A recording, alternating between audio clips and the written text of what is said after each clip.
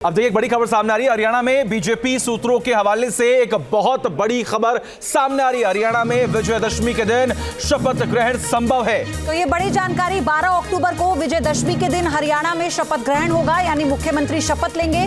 ये बड़ी खबर इस वक्त जश्न के माहौल के साथ साथ ये बड़ी जानकारी विकास चंद्रा इस पर ज्यादा अपडेट देंगे। विकास बताइए इस खबर को लेकर और क्या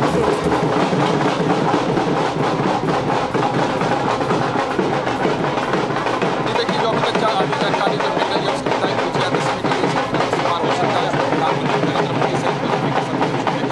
उसमें शामिल होंगे।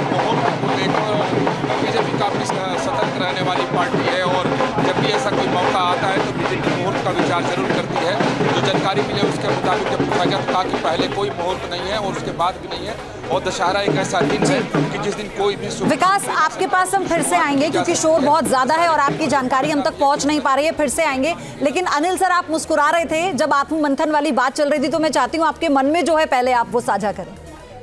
नहीं, मैं मुस्कुरा इसलिए रहा था कि कांग्रेस को तो शुक्रगुजार होना चाहिए हरियाणा की जनता का, जो जितनी सीटें मिली हैं वो गुस्से का ही इजहार है, क्योंकि कांग्रेस जो है, कांग्रेस ने कुछ बहुत किया नहीं।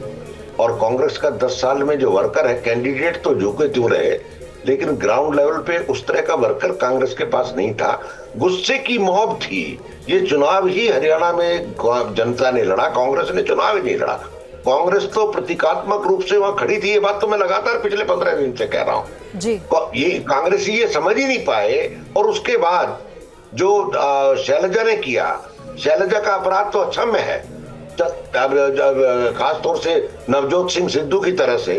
और मैं शुरू से कह रहा हूं कि जिस परिवार में झगड़े होते हैं उसको लोग वोट सोच करके देते हैं, चाहे वो अखिलेश यादव और शिवपाल यादव का झगड़ा हो या नवजोत सिंह सिद्धू का झगड़ा हो। और दूसरा, जैसे ही दलित की बात शुरू हुई, हरियाणा का जाट छिटक गया। आप समझिए, बीजेपी ने बड़ी स्ट्रेटेजिकली, मनोहर लाल खट्टर ने 4 दिन शैलजा को इनवाइट दिया, जबकि वो इनवाइट कहीं था ही नहीं।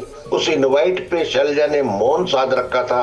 पहले ही दिन अगर उसको खंडित कर देती, जाट ने कहा नहीं, अगर कांग्रेस में दलित आएगा तो हम वोट नहीं देंगे, इससे बढ़िया बीजेपी है, हम बीजेपी के साथ जाएंगे। यही काम पंजाब में हुआ। चन्नी को हरियाणा का जो जट सिख है उसने वोट ही नहीं दिया, दे लॉस्ट द इलेक्शन। और ये मूर्खता अंबिका सोनी ने कराई कांग्रेस से, और ये शैलजा ने किया। शैलजा ने क्यों किया? किरण चौधरी, क्योंकि मुझे ये लगता है कि भूपेंद्र सिंह हुड्डा थोड़ी जल्दी में थे। मैं दोबारा रिपीट कर रहा हूं, जो उन्होंने अपने बेटे को, दीपेंद्र हुड्डा को चलाया, उससे शमशेर सिंह सुरजेवाला, चौधरी बीरेंद्र सिंह, शैलजा, कांग्रेस का ये पूरा गुट इकट्ठा हो गया कि इसको रोको। अगर ये चला गया तो हमारा क्या होगा? क्योंकि लड़का आ जाएगा तो लड़के की तो उम्र जो है अभी कुछ भी नहीं है, फिर आने वाले 40 साल की राजनीति खराब हो जाएगी।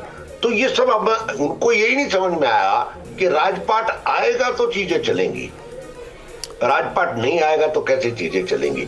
उसका एडवांटेज छद्म रूप से नेपथ्य में भारतीय जनता पार्टी को मिला। सबसे बड़ी बात अनिल सर यहाँ पर यही है कि ये जो पुत्र मोह की कहानी बार बार रची जाती है, और पुत्र मोह में ही कहीं ना कहीं कांग्रेस जो है अलग अलग राज्यों से बिखरती जा रही है, ये आखिर कांग्रेस कब तक समझेगी? ये भी आत्ममंथन में एक सबसे बड़ा पॉइंट है। न्यूज नेशन अब व्हाट्सएप पर खबरों की ताजा अपडेट के लिए न्यूज नेशन के इस QR कोड को स्कैन करें।